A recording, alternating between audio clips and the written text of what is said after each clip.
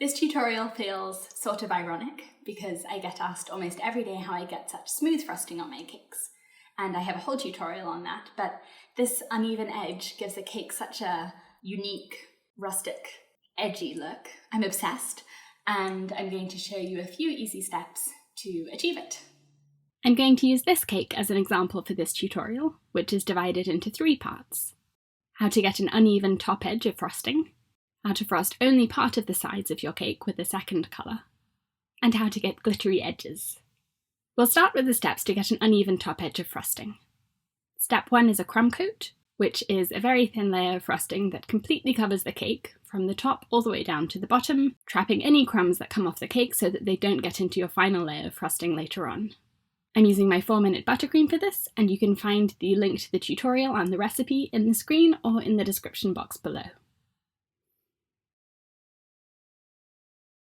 Step 2 is to give your cake a final coat of frosting, but on the top only, not on the sides yet. I use an offset spatula for this, and after spreading the frosting onto the top, I hold my spatula at a 45-degree angle, and then I spin the turntable around, and the offset spatula smooths the frosting as I go, and then I swipe it off at the end. Smooth the sides down, and then you might need to do a few touch-ups on top, and this means you'll have a really nice smooth foundation to start the next step. Optionally, you can chill the cake at this point.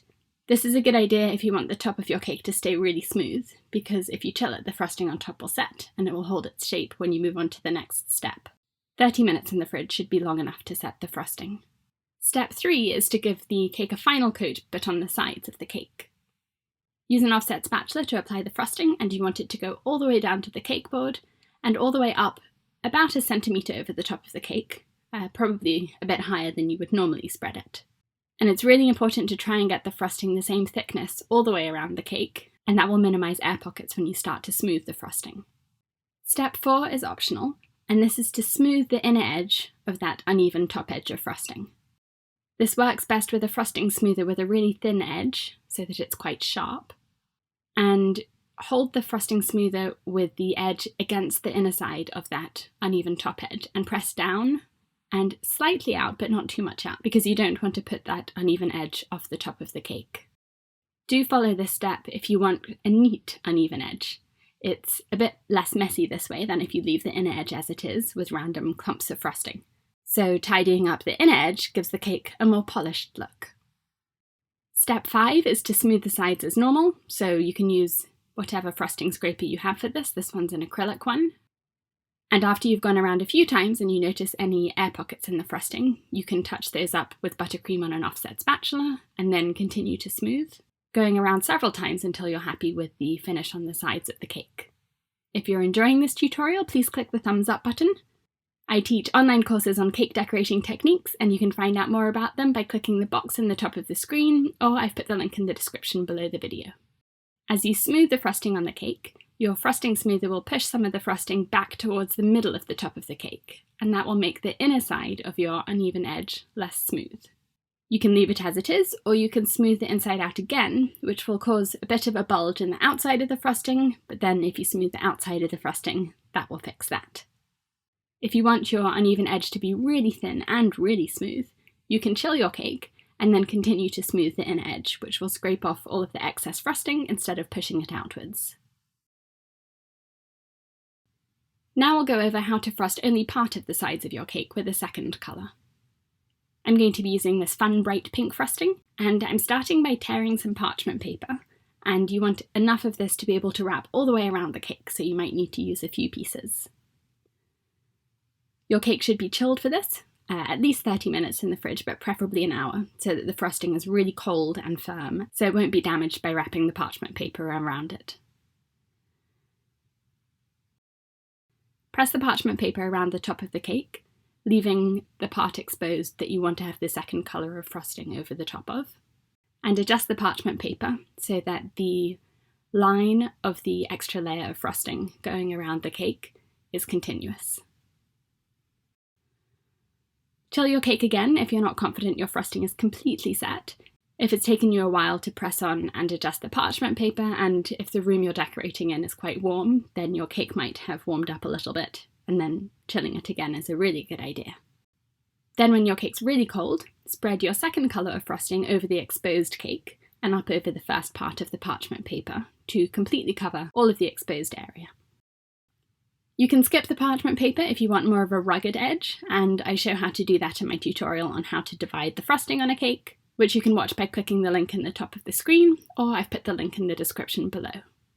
Smooth the frosting that you've just applied using your frosting scraper, going around a few times until you're happy with the finish. And then immediately, without chilling the cake again, peel the parchment paper off, and save this parchment if you're going to make glittery edges on the edges of your frosting, which we'll cover in the next section. Ta-da! A really easy way to get a neat but jagged, uneven second layer of frosting on your cake. Finally, I'm going to show you how to make the edges of your frosting glittery.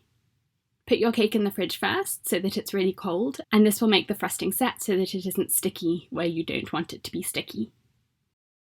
Meanwhile, use the parchment that you used to wrap around your cake earlier and wipe off any frosting that's stuck to it using a paper towel. The cake needs to be in the fridge for probably 30 minutes to get really cold, so you have plenty of time to do this step. When your cake's cold, press the parchment back into where it was when you applied the second layer of frosting onto your cake, matching it up. And then place the cake on a baking tray so that you'll be able to catch any glitter that would otherwise fall onto your table and probably end up on your floor. You'll need edible glitter for this next step, which are just large grains of coloured sugar, and it's also called sanding sugar. And you'll also need a glass of water, and I like to use a glove for this, but you can just do it with a clean, bare finger. Dip your finger in some water and tap or shake off any excess so it's damp instead of dripping wet. Then dip your finger in the glitter, and the glitter will stick to your finger because of the dampness. And then you can press your finger against the edge of the frosting to transfer the glitter. The glitter's already stuck to your wet finger, but it will transfer onto the frosting because the cake is cold and the room you're decorating in will be a bit warmer than that, so a little bit of condensation will start forming on the frosting, and that's enough to stick the glitter to it. If your room that you're decorating in is very cold and the glitter isn't sticking, you can brush the edge of the frosting with a wet paintbrush and that will make the glitter stick. This is the reason for the parchment. It prevents getting the glitter all over your first colour of frosting, so it's only sticking to the edge of your second colour. You want the glitter to go slightly down the sides of the pink frosting, or whatever your second colour of frosting is, because it gives the frosting the effect of being etched out of rock or precious stones. I'm tidying up the cake board, and for this cake I'm pushing glitter into the base and also into the top edge using the same technique with water and a glove.